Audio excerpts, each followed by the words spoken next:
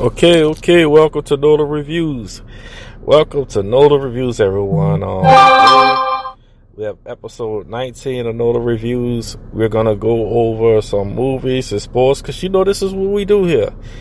We talk about movies, sports, shows, entertainment, video games, all forms of media, basically. But we try to focus more on the movies and movie talk aspect of the business for the podcast, because that's what we thrive in. That's it. That's our main topic. So we have to go there most of the times, but I love to incorporate a little dab of sports, shows, and everything else. All right, so that's what it is. So today we are going to start off talking about our top 2 movies of the day, basically. Our subject matter today: Spies in Disguise, and X-Men Dark Phoenix. Now I know X-Men Dark Phoenix came out a while ago. The X-Men Dark Phoenix has been out for a while. It's not a new movie. Spies in Disguise been out for about 2 months, I would say. So, we're going to dabble into those movies. We also have some NFL free agency moves that we need to discuss and talk about. And we got some bonus content also with Westworld, season 3 of Westworld. I'm currently following Westworld right now. I'm watching the show. I'm a big fan of Westworld. This is basically the show after Game of Thrones, to be honest with you. And it's a pretty damn good show. It stands on its own 2 feet. So, I'm going to dabble into that bonus material. But anyway, first and foremost, Spies in Disguise. Alright, people, it started. Will Smith played the main role, the main character of this movie. He's playing Lance Sterling.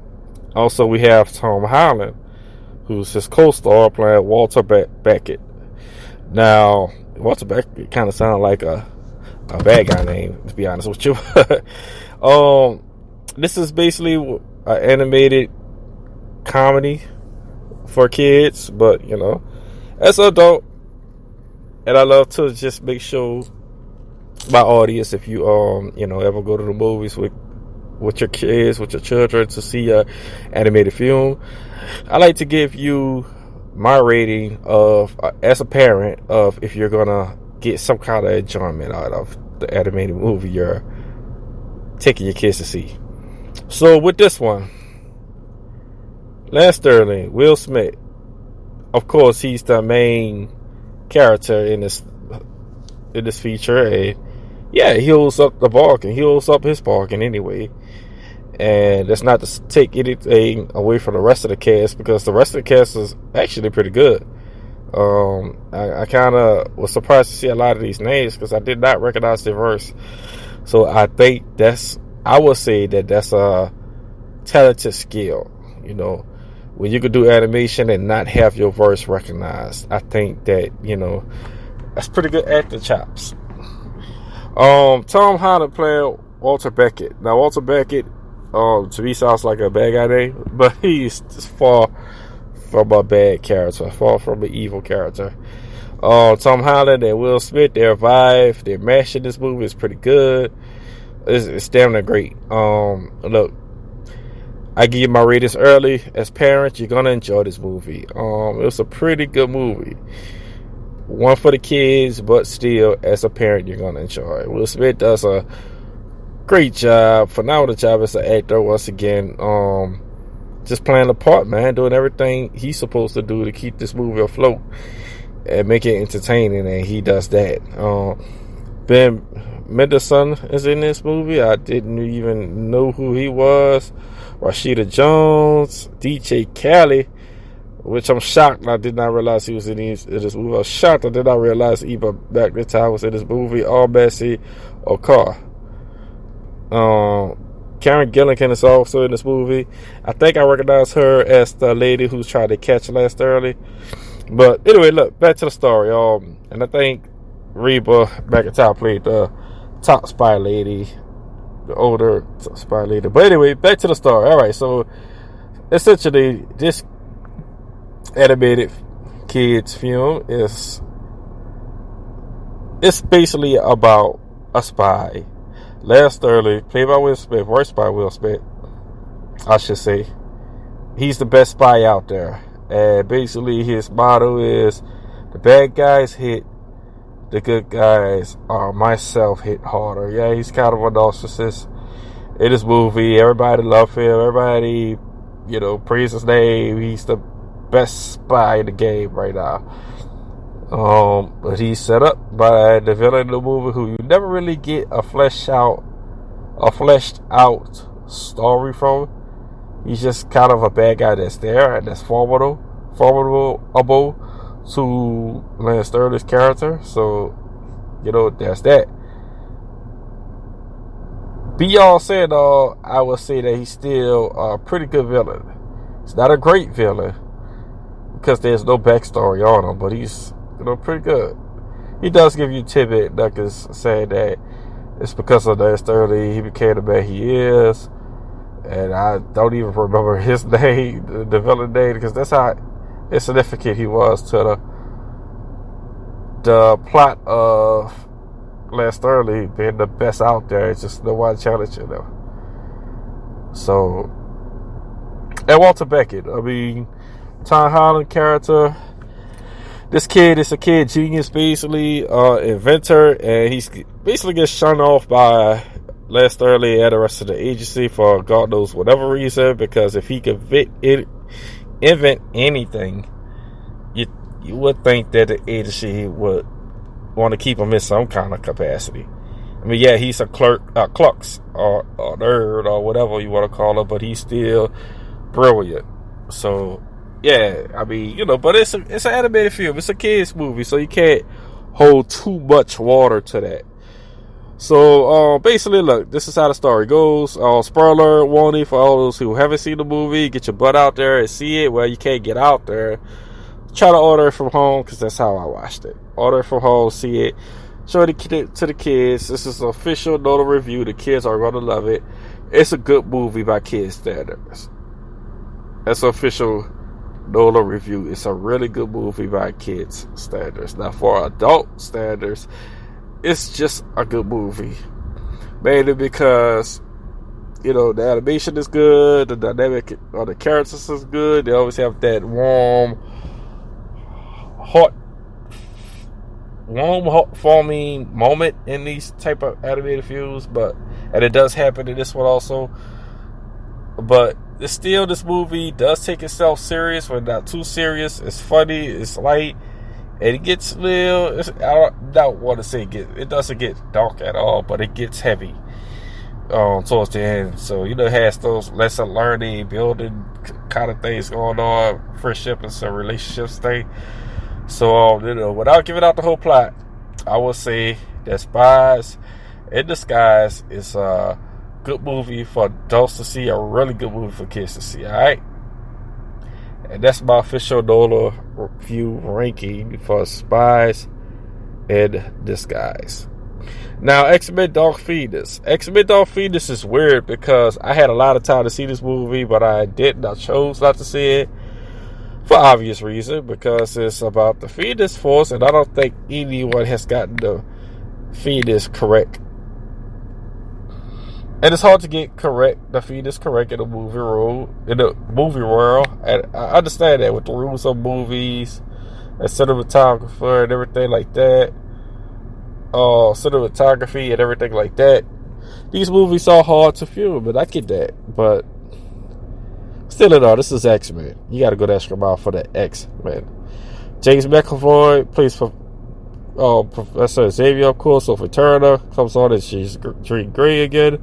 Michael Fassbender, Magneto, Jennifer Lawrence, who was bored out of her fucking mind in this movie, even got herself killed at the beginning of the movie, so that she just won't even have to deal with the rest of this.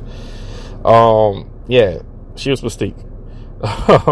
And basically, look, I don't have to go down the list naming everyone. Basically, the young cast from X-Men First Class is carrying the franchise now. So the old guys like Patrick Stewart, and the rest of his fellow crew is gone out of existence right now because of this. So, long story short, X-Men Dark Phoenix does not give the send off on the Phoenix saga the way you would like it to. It's a lot of confusion with this movie. You remember the X-Men Last Stand, right? And they tried to do the Phoenix. So in that movie, X-Men Last Stand, the Phoenix saga that they tried to do, it was just really weird because the Phoenix had weird power, but basically she was basically killing everyone, right? And that's the logistics of it. She was basically killing everyone, mutant, human alike, because she was that much stronger than everybody else. Now, Dark Phoenix, it's a tongue twister, a very good tongue twister. But the Phoenix from Dark Phoenix, X-Men Dark Phoenix movie, she's more closely tied to the comic book or animated show that came on TV in the 90s that I watched, Phoenix, but she's still well off. She's like in between the Phoenix, Dark Phoenix that I knew from the 90s animated TV show, which was the best reference for X-Men in my opinion, and the X-Men Last Stand Phoenix, Dark Phoenix character. She's like in between there. And it's just weird. It's just like a weird space to be, because what I want from movies and directors, I want them to commit. Whether it's good or bad, commit. People talk shit about George Lucas all the time, but George Lucas committed to what he wanted to, the story he wanted to tell, what he wanted to do. That's the biggest problem with this, Star Wars franchise now. They're not committed because they just want the dollars. That's all they care about is the money. So X-Men, I wanted the X-Men to commit to something and they couldn't do it. So what we got was an in-between sucky Phoenix that, wasn't really legitimately should be called the Phoenix, but whatever. I don't want to spoil the plot lines to this movie. All I would say, this is a spoiler warning just in case I do mistakenly spoil anything. Look, it's the obvious story. Jean's parents die. Her father's just too scared to take her. Professor Xavier finds her, brings her into the X-Men. Her Phoenix powers are locked after they take a trip to space, and she just goes crazy, damn near kills everyone, but she's stopped by the X-Men, reminded of who she is, and takes off. Now, the best thing about this movie is Sophie Turner's Dark Phoenix taking off into space because she's just too powerful to stay on Earth. That was quite accurate. Oh, the ways that she killed and the motivation for killing was not accurate. That was like X-Men Last Stand thing. Hence why I say it's an in-between character, in between two different worlds, the canon and the X-Men Last Stand Phoenix. Also, Jennifer Lawrence died at the beginning. Was a great thing because Jennifer Lawrence just really didn't want to do X-Men anymore, and I for one can't blame her. I mean, X-Men First Class was great. X-Men, the one with the Sentinels. Damn, I can't think of the name of it. But Days of Future Past, even though it wasn't accurate to the cartoon, it's still that version was great. You have a lot of great X-Men movies. Unfortunately, this wasn't one of them. So, as an official Nola review, this is my ranking, official Nola review ranking of X-Men Dark Phoenix. I'm gonna say it's a movie you can enjoy with alcohol or weed or drugs, crack, whatever you do. It's alcohol you will enjoy if you're high. I wanted to give it a good movie go, but it teeters off the accuracy and the canon so much that it's hard to give it that. You know what I mean?